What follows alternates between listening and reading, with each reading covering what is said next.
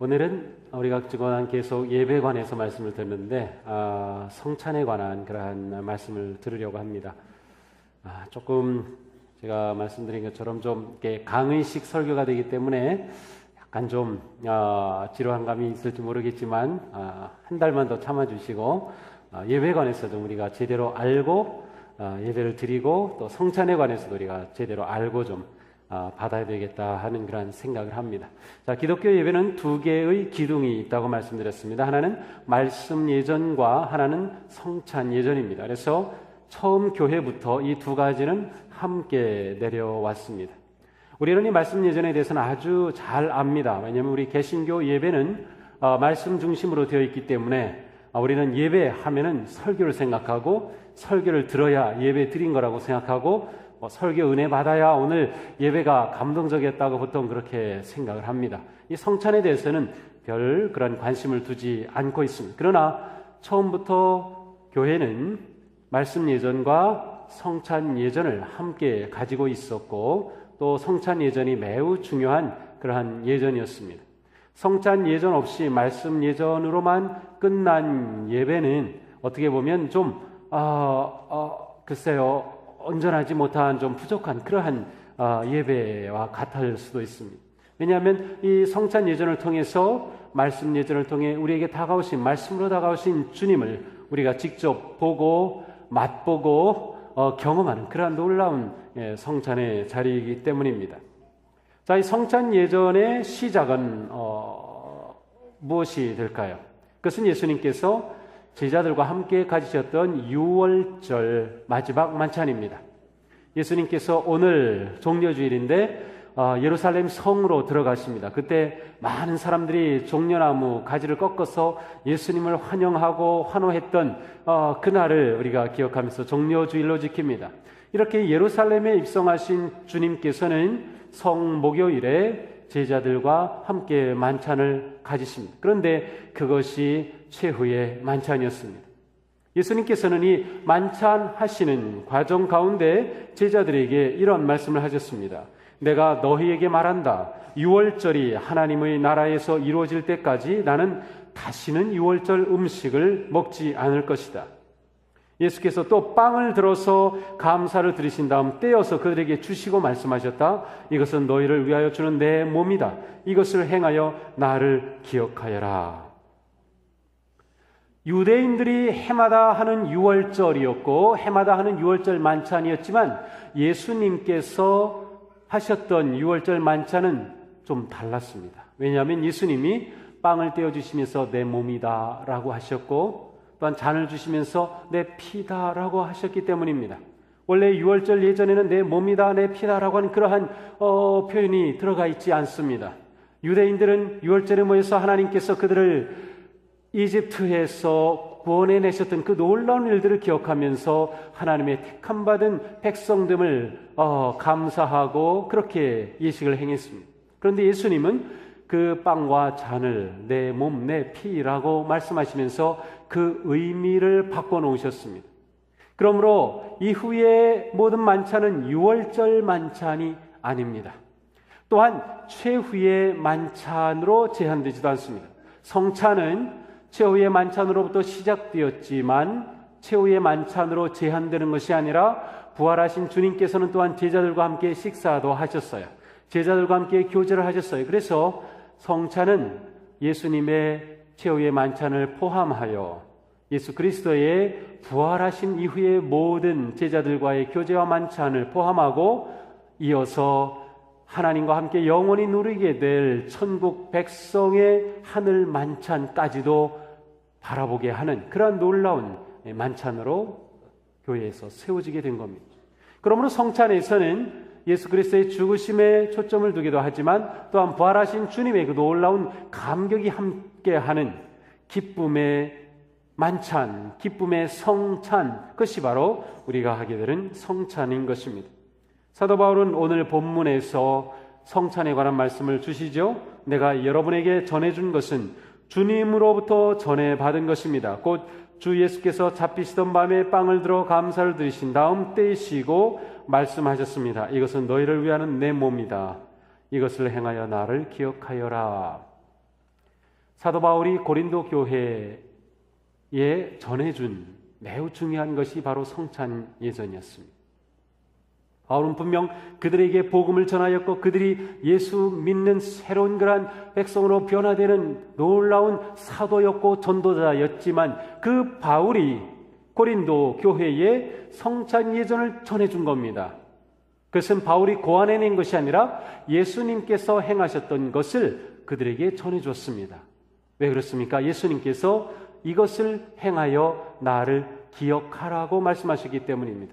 이것을 행하여 나를 기억하라. 예수님께서는 예수님의 제자들이 예수님을 기억하기를 원하셨습니다. 물론 이 기억이라고 하는 것은 우리가 단지 옛날을 생각하는 추억하고는 전혀 다른 개념입니다. 우리가 이 개념에 대해서는 좀 더 깊이 다음에 보게 되겠습니다. 어쨌든 예수님은 제자들이 예수님을 기억하는 가장 좋은 방법으로 바로 성찬을 행하는 것임을 말씀하셨습니다. 정말로 제자들은 모여서 성찬을 행할 때마다 주님을 기억했습니다. 주님이 지금 그들과 함께 하심을 경험했습니다. 주님이 지금 그들의 그 예배 가운데, 그들의 만찬 가운데 계셔서 그들에게 용기와 소망을 주시고 그들에게 진리의 능력으로 함께 하심을 그들은 경험하면서 정말 주님께서 세우신 예전이 바로 이것이구나 라고 하는 것을 그들은 경험하였던 거죠. 사도행전에 보면 초대교회 성도들은 모였을 때마다 빵을 떼는 일을 행하였습니다. 사도행전 2장 사도들의 가르침에 몰두하여 서로 사귀는 일과 빵을 떼는 일과 기도에 힘썼다. 또 46절 이하의 성전에 열심히 모이고 집집이 돌아가면서 빵을 떼며 순전한 마음으로 기쁘게 음식을 먹고 하나님을 찬양하였다. 이 빵을 뗀 것은 단지 교제하는 식사를 한 것 이상의 의미였습니다. 그들은 처음에 모여서 교제를 하고 식사를 하는데 그것은 아가페 사랑의 음식, 아가페 식사였습니다. 그러나 아가페 식사로 멈추지 않고 좀 더 발전하여 성찬 예전이 되었던 것이죠. 자, 이 성찬 예전에는 매우 중요한 4가지 행동이 담겨져 있습니다. 마태복음 26장 28절 이하에 보니까 그들이 먹고 있을 때에 유월절 만찬의 이야기입니다. 예수께서 빵을 들어서 축복하신 다음 떼어서 제자들에게 주셨다. 빵을 가지사, 이전 성경에서는 빵을 가지사, 빵을 들어서 그것을 제자들에게 주시며 축복하시죠. 하나님께 감사 기도를 드리시고 떼어서 제자들에게 주셨습니다. 여기 보면 4가지 행동이 나옵니다.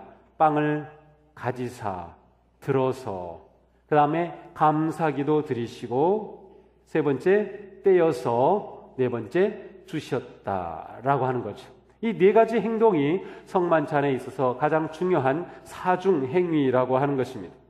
예수님께서 이와 같은 사중 행위를 통하여 성찬의 본을 보여주셨습니다. 예수님이 부활하신 직후에 아직 예수님의 부활에 관해 소식을 모르던 제자들이 엠마오를 향해 가고 있었습니다. 그때 주님이 그들과 함께 합류하게 되었어요. 근데 그들은 예수님인지 알아차리지 못했어요. 그러면서 그들은 절망에 빠져가지고 최근에 일어난 일이 있는데 당신은 그것도 모르십니까? 하면서 예수님에 관한 이야기를 해줬어요. 그때 예수님이 그 모든 것을 풀어서 그들에게 설명해 주시고 그들이 한 집에 이르러서 거기서 같이 음식을 나누시게 됩니다. 그때 예수님께서 빵을 떼시는데 함께 했던 제자들의 눈이 열려진 겁니다. 그리고 이분이 예수님이구나 라고 깨닫고 보니까 예수님은 어느덧 그 자리에 계시지 않았어요. 자, 그때 예수님이 하신 행동도 마찬가지입니다. 누가복음 24장 30절, 그리고 그들과 함께 음식을 잡수시려고 앉으셨을 때에 예수께서 빵을 들어서 축복하시고 떼어서 그들에게 주셨다라고 하는 4가지 행동을 보여주십니다. 자, 빵을 드셨다라고 하는 것은 성찬에서 중요한 성찬에 사용되는 것이 빵과 잔이라고 하는 것을 보여주고 있습니다. 빵을 드셨고 또한 잔을 똑같이 드셔서 감사하시고 나누어 주셨기 때문이죠. 성찬 예전의 시작은 빵과 잔을 드리는 것으로부터 시작합니다. 우리의 예배 순서 가운데 어느 순서일까요? 바로 봉헌의 시간부터 성찬 예전은 시작이 됩니다. 봉헌의 시간에 우리들은 우리의 모든 삶의 열매인 제물을 헌금으로 주님 앞에 드립니다. 초대교회 성도님들은 모여서 예배를 할 때 그들이 집에서 직접 빵을 가지고 왔습니다. 그들이 먹던 음식, 잔도, 포도주도 가지고 와서 그것을 드렸습니다. 헌물을 하였습니다. 그리고 그 헌물을 그들이 같이 나누었고 그리고 성찬을 행하였습니다. 그러나 우리들은 집에서 빵을 가져오지는 않습니다. 우리가 일한 그러한 열매들을 우리는 화폐 단위로 가지고 있기 때문에 우리는 헌금을 합니다. 그러나 헌금은 우리가 한 주간의 삶의 열매를 하나님 앞에 드리면서 또한 빵과 잔을 하나님 앞에 같이 드립니다. 그래서 일부 예배에서는 봉헌할 때 빵과 잔이 앞에 미리 진설되지 않고 뒤에 있습니다. 이따가 헌금을 하면서 봉헌할 때 같이 가지고 와서 테이블 위에 놓이게 되는 것이죠. 이렇게 빵을 드심이 예수님께서 행하신 첫 번째 행동이었습니다. 두 번째는 감사하심. 그걸 들어서 하나님께 감사하셨습니다. 축사하셨다라는 표현도 쓰죠. 축복하셨다라고 하는 것입니다. 이어서 그 빵을 떼셨습니다. 통째로 있는 것 그냥 가지고 계신 것이 아니라 그 빵을 떼어내셔서 제자들에게 주십니다. 빵을 떼었다라고 하는 것은 우리가 성찬에서도 빵을 뗍니다. 그것은 곧 예수 그리스도께서 우리를 위해 자신을 십자가에서 내어주신 것을 의미합니다. 예수님은 우리를 위해 자신을 생명의 빵으로 내어주셨습니다. 생명의 떡이 되어주셔서 우리를 위해 십자가에서 죽으신 겁니다. 놀랍게도 예수님의 탄생은 말 구유에 태어나신 것은 좋은 방이 아니라 구유는 뭔가요? 말의 먹이가 담기는 것입니다. 왜 그렇습니까? 인류를 위한 생명의 떡으로 오신 예수 그리스도이시기 때문에. 그리고 예수 그리스도는 십자가 달려 죽으심으로 자신의 몸을 인류를 위한 생명의 떡으로 내어놓으신 거죠. 그래서 빵을 떼는 것입니다. 그리고 그 뗀 것을 주셨습니다. 주셨다라고 하는 것은 예수님이 그 모임 가운데, 만찬 가운데 호스트다, 주인이다 라고 하는 것입니다. 예수님이 주인이 되셔서 그것을 주셨어요. 은혜를 베풀어 주신 거죠. 빵을 받는 우리들은 주님의 은혜를 받는 겁니다.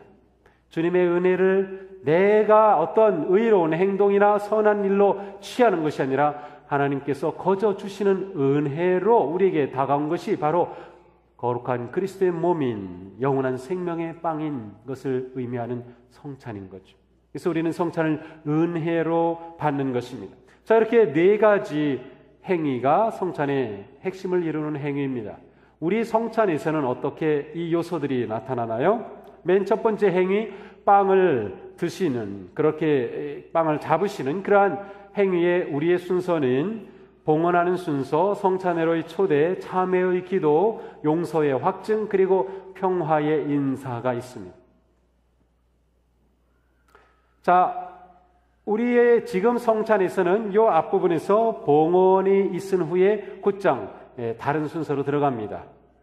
앞에 있어야 할 성찬회로의 초대, 회개의 기도, 그리고 용서의 선언은 빠졌습니다. 왜 그런가 하면 우리는 오늘 예배 드릴 때 맨 처음에 예배 자리로 이미 여러분을 초대했습니다.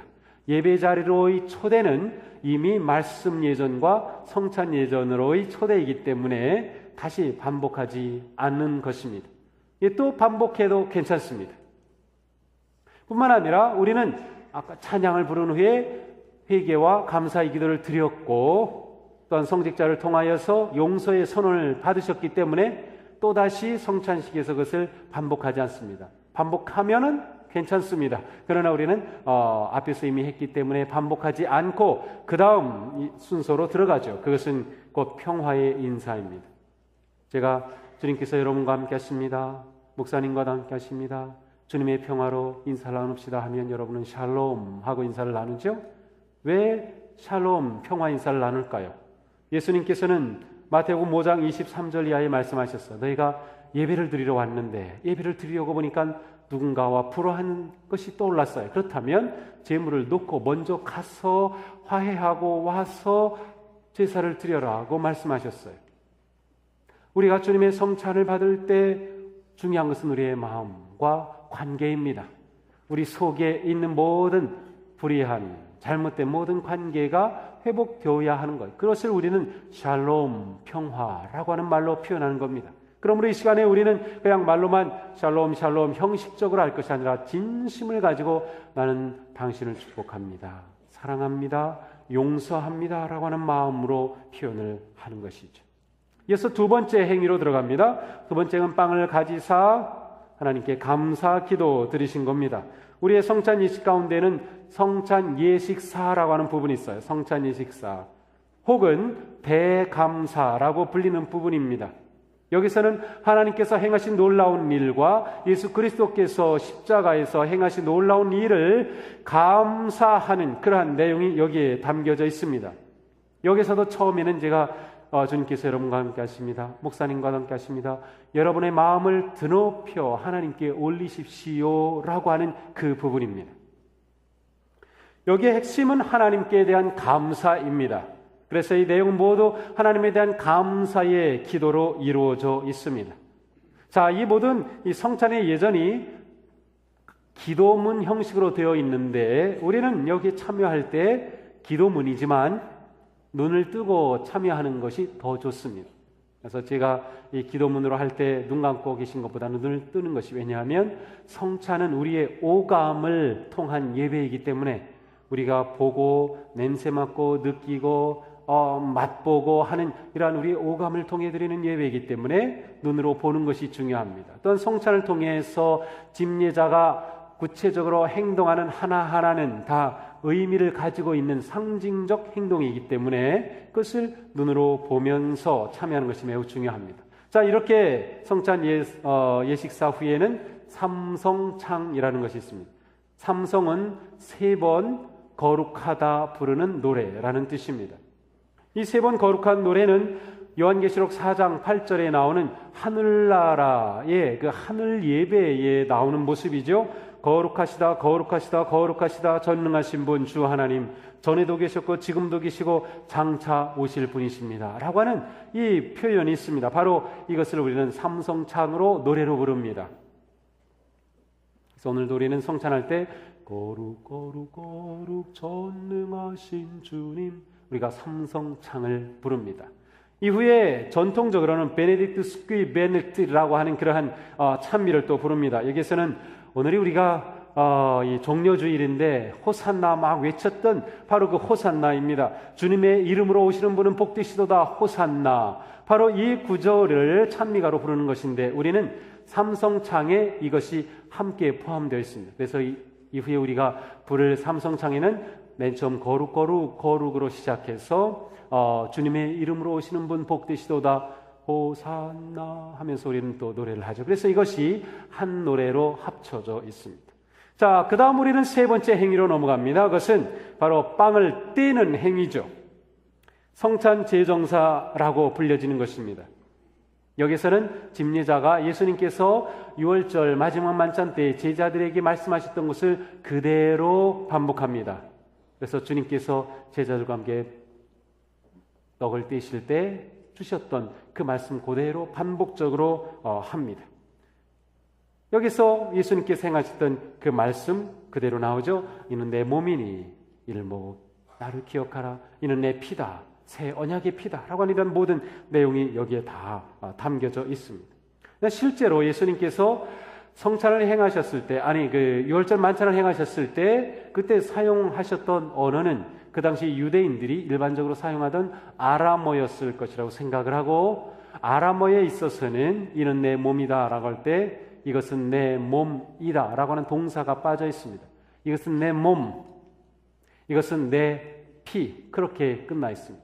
그러므로 예수님이 내 몸이다 라고 하셨는지, 내 몸을 의미한다 하셨는지, 내 몸을 상징한다 하셨는지 알 수 없습니다. 따라서 우리가 이 성찬을 받을 때 이 성찬이 어떤 의미를 가지고 있는가라고 하는 것은 우리의 믿음에 달려있는 매우 중요한 것임을 알 수 있습니다. 자, 우리가 믿음으로 받으면 이것이 우리에게 그리스도의 살과 피가 된다라고 하는 사실이에요. 어떻게 살과 피가 되는가? 진짜 살일고 진짜 피일까? 개신교에서는 그렇게 믿지는 않습니다. 천주교에서는 진짜 살과 피라고 실체설 아니면 화체설을 말합니다. 그러나 예수님께서 이는 내 몸, 내 피라고만 말씀하셨기 때문에 이다 라고 하는 것은 우리 번역에 들어있는 것이죠. 그래서 그것이 꼭 맞을 수도 있고 틀릴 수도 있는 거죠.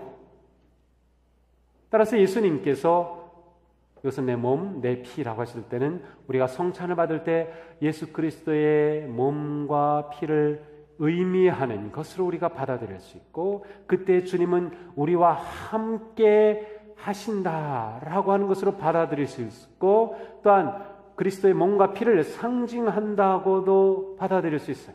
중요한 것은 이것을 받아들이는 우리의 믿음입니다. 예수님은 잔과 빵을 예수님 자신에 빗대어 말씀하시므로 이것이 예수님과 아주 밀접하게 관계되어 있음을 말씀하신 겁니다. 따라서 우리가 이것을 어떻게 받아들이냐라고 하는 것은 우리의 믿음입니다. 이것을 받을 때 주님이 지금 나에게 주신 놀라운 은혜로서 받아들이고, 지금 나와 함께 하시는 하나님의 임재하심으로 받아들이고, 부활하신 주님이 나에게 성찬을 통하여 내 모든 삶에 다가오시는, 그리고 자신을 내어주시는 그런 의미와 상징으로 우리는 받아들일 수 있는 것이죠. 이후에 우리는 선포를 합니다. 이 선포는 세 가지 표현이죠. 그리스도께서 죽으셨다, 부활하셨다, 다시 오신다 라고 하는 아주 세 개의 우리의 믿음의 엑기스가 여기에 담겨져 있습니다. 우리는 이것을 찬양으로 부르죠. 죽으셨다, 부활하셨다, 다시 오신다. 이렇게 우리는 선포함으로써 그리스도의 잔과 그 다음에 빵이, 오늘 우리가 사용하는 이 전병이 우리에게 다가오는 그 의미가 무엇인지를 분명히 드러냅니다. 자, 이후에 집례자는 성령 임재의 기원을 합니다. 성령 임재의 기원은 성령님께서 임하셔서 이것을 우리를 위한 그리스도의 몸이 되게 하시고, 이것을 받는 우리가 서로 사랑하는 그런 그리스도의 공동체가 되게 하옵소서라고 하는 기도를 합니다. 천주교에서는 요 앞에 제정사할 때 이는 그리스도의 몸이다 라고 할 때 그리스도 몸으로 바뀐다고 가르칩니다. 동방정교에서는 집례자가 여기서 성령의 임재 기원을 할 때 바뀐다고 가르칩니다. 우리는 성찬에 있어서 그리스도의 몸으로 바뀌는 어떤 순간에 관해서는 중요하게 여기지 않습니다. 왜냐하면 바뀌는 것 자체가 중요하지 않기 때문에, 정말로 바뀐다고 믿던 안 믿던 우리에게 있어서는 믿음이 중요합니다. 따라서 성찬의 모든 시간에 딱 어느 것을 떼는 순간, 기도하는 순간, 뭐라고 선언하는 순간이 아니라 봉헌으로부터 시작된 성찬 예전의 모든 순간이 이미 부활의 주님께서 우리와 함께 하셔서 우리가 행하는 성찬 예전을 통해 우리가 주님을 기억하고 주님께서 우리에게 주신 그 놀라운 십자가와 부활의 은혜와 능력을 성찬을 통해 우리가 받고 경험하고 누린다라고 하는 사실. 그래서 우리는 이 성찬의 모든 예전이 매우 중요한 것을 봐요. 성령 임재의 기원은 대체로 이 삼각형 모양으로 하고 기도를 합니다. 이 기독교에서는 이 삼각형은 성부, 성자, 성령 삼위일체를 상징하는 도형이기도 하고요. 또한 셋이라고 하는 숫자도 역시 마찬가지입니다. 그래서 이러한 모양으로 축복 기도를 하고 또 회중을 향한 그러한 하나됨의 기도를 합니다. 잔을 들을 때에도 처음에는 제가 그냥 받습니다. 그리고 제자들에게 나누어 주시던 그런 행동을 하지만 두 번째 할 때에는 제가 손가락을 3개로 합니다. 그리고 이렇게 높이 듭니다. 이 셋이라고 하는 것은 바로 우리에게 다가오시는 성부, 성자, 성령 하나님의 온전하신 놀라운 임재하심을 우리가 경험하고 또 그렇게 믿기 때문이죠. 성령 임재 기원 후에 우리는 주님의 기도를 하죠. 주님의 기도를 통해서 우리는 똑같이 하늘에 계신 아버지를 부름으로 우리가 한 가족임을 선언하는 겁니다. 한 가족이기 때문에 성찬을 통해서 우리는 함께 식사의 자리에 참여한 것과 마찬가지입니다. 그리고 우리는 우리에게 일용할 양식을 주신 것처럼 또한 우리에게 하늘의 양식을 삼하는 마음으로 주님의 기도를 합니다. 그 다음으로 네 번째 순서로 들어가죠. 네 번째 순서는 바로 빵을 떼어서 그 다음에 주는 그러한 순서입니다. 여기에는 우리 순서 가운데 분경례라고 하는 것이 있습니다. 그것은 높이 들어서 떼는 거죠. 왜 높이 들까요? 그것은 그리스도께서 십자가에 달리심을 나타내는 겁니다. 아래에서 떼도 상관은 없습니다. 그러나 높이 들림을 받으신 그리스도를 상징하는 것이죠. 그리고 높이 들어 그리스도의 몸을 상징하는 그러한 전병을 쪼개고 그 다음 잔을 높이 들어서 그리스도의 피를 의미하는 그러한 행동을 합니다. 그 다음에 성찬 분급입니다. 분급은 우리가 나와서 받는 그 순서를 말합니다. 그때 성찬 보좌하는 분들은 그리스도의 몸, 그리스도의 피라고 합니다. 예전에는 그리스도의 몸입니다, 그리스도의 피입니다, 그리스도의 몸을 받으십시오, 뭐 여러 가지로 했는데 그냥 간단하게 그리스도의 몸, 그리스도의 피 그렇게만 하면 여러분은 아멘 하심으로 받으시면 됩니다. 자, 받으실 때에 우리는 보통 손을 앞으로 이렇게 내밀어서 받습니다. 아직도 이거 익숙하지 않기 때문에 아주 다양하게 받으십니다. 그런데 제가 제일 추천하는 것은 이렇게 내미시는 것. 이전에는 어떻게 가르쳤는가? 오른손 내밀고 왼손으로 이렇게 십자가 모양을 해서 내밀면 여기에다 주면 잡아서 이렇게 드시도록 했어요. 그렇게 하시는 분들은 계속 그렇게 하셔도 괜찮습니다. 그렇지 않은 분들은 그냥 손을 이렇게 내미시는데 아래로 내밀지 마시고 좀 이렇게 드세요. 좀 드세요. 왜 그렇습니까? 받기 위한 갈망함을 말하는 것입니다. 그리스도의 몸을 받으려고 하는 그러한 간절함을 표현합니다. 우리 아이들이 엄마 나 과자 줘요 그럴 때 과자 줘요 안 그래요? 과자 줘요 그러지. 과자 주세요 막 내밀지 뭐 주세요 안 그러는 것처럼 우리가 우리의 마음을 그렇게 높여서 표현하는 것입니다. 물론 다른 의미도 있지만 우리하고는 좀 상관없는 의미이기 때문에 그것은 설명할 필요는 없어요. 그래서 좀 이렇게 높이 드는 그러한 자세가 매우 중요하죠. 분급이 진행되는 동안 우리는 찬송을 부르는데 성찬 찬송을 부릅니다. 전통적으로는 이 시간에 찬미가를 부르는데 아그누스 데이 하나님의 어린 양이라고 하는 그러한 찬미가를 보통 부릅니다. 하나님의 어린 양이시여 저희를 자비롭게 여기시고 우리에게 평화를 주소서라고 하는 그러한 내용입니다. 그래서 보통 성찬을 받을 때 이 성찬 찬송은 우리가 부르는 그러한 성찬 찬송도 있고 평화를 부르는 그러한 찬송도 많이 있습니다. 자, 성찬은 누가 받을 수 있나요? 세례받은 분들은 누구나 다 성찬을 받습니다. 침례 받으신 분들 다 성찬을 받습니다. 천주교에서 영세 받으신 분들 누구나 다 성찬을 받으실 수 있습니다. 세례받지 않으신 분들은 어떤가요? 세례받지 않으신 분들은 내가 예수님을 알기 원합니다 라고 하는 마음을 가질 때에 그 마음으로 성찬을 받으시는 것을 허락합니다. 그러므로 세례받지 않고 성찬을 받으시는 분들은 제가 주님 알기를 원합니다 라고 하는 그런 마음을 가지셔야 하고 아울러서 세례를 최대한 받으셔야 됩니다. 최대한 세례를 받으시는 게 좋습니다. 자, 왜 그렇게 하나요? 다른 교단 또 교파에서는 세례받지 않은 분들에게는 주지 않는 그러한 전통이 있기 때문에 그래서 또한 주일에 성찬식 하는 것을 좀 힘들어하기도 합니다. 그런데 우리 감리교의 웨슬리 전통에서는 성찬은 하나님께서 모든 사람에게 주시는 은혜의 수단이라고 믿기 때문입니다.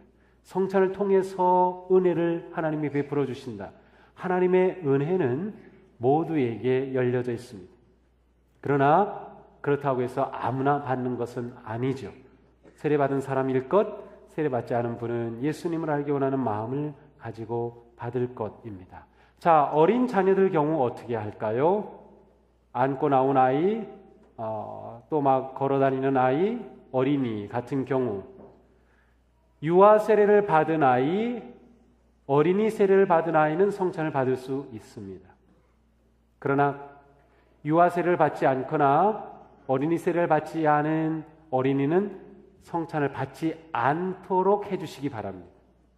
물론 제가 그냥 줄 수는 있지만 제가 다 모릅니다. 우리 아이들은 이걸 세례를 받았는지 안 받았는지 모르기 때문에. 왜 그런가 하면 물론 아이들에게도 하나님의 은혜는 열려져 있습니다. 그러나 그 아이들이 성찬에 대해 이해가 없습니다. 내가 예수님을 알고자 하는 마음이 아이들이 그러한 열망을 가질 나이가 아닌 어린 나이일 수도 있어요. 아이들은 엄마 아빠가 나와서 뭔가 이렇게 받아서 먹고 하니까 나도 줘 하고 막 이렇게 손을 내밀고 하는데 그렇다고 줄 수는 없는 겁니다. 그러면 어떻게 해야 할까요? 그냥 가만히 계시면 제가 뭐 아이들에게 줍니다. 그러나 세례받지 않은 경우는 저희 아이는 세례를 받지 않았습니다 말씀해 주시면 제가 그 아이에게 머리에 안수하면서 축복해 줍니다.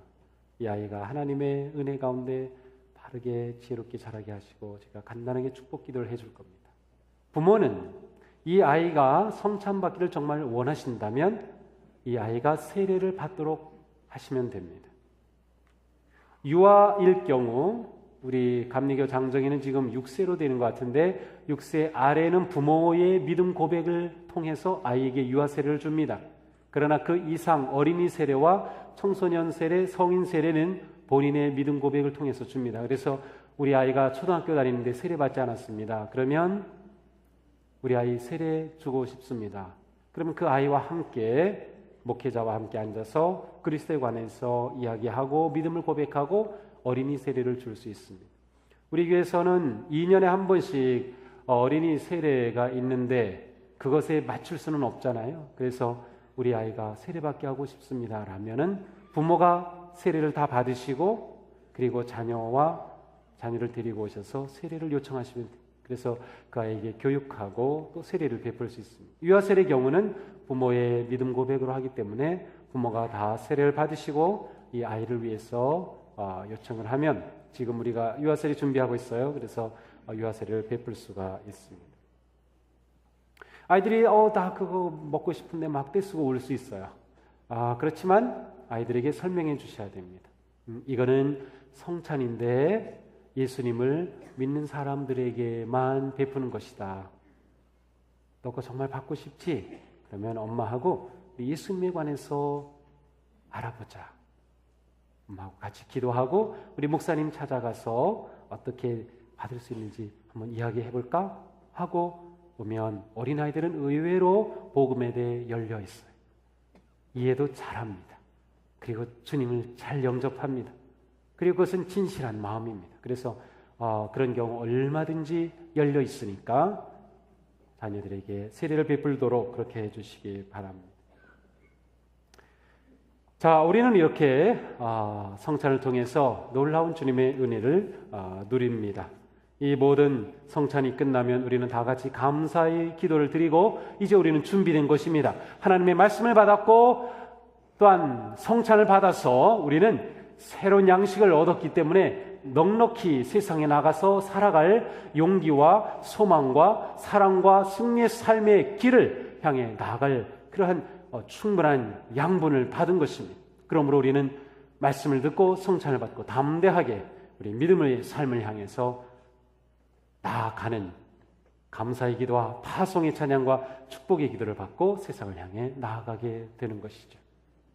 우리가 성찬이 얼마나 예배에서 중요한가 하는 것을 기억하고 성찬을 받을 때마다 정말 그리스도의 그 놀라우신 은혜와 사랑을 되새기며 그 은혜에 합당한 삶을 살기로 결단하는 그런 복된 우리 모두가 되기를 주님의 이름으로 축복합니다.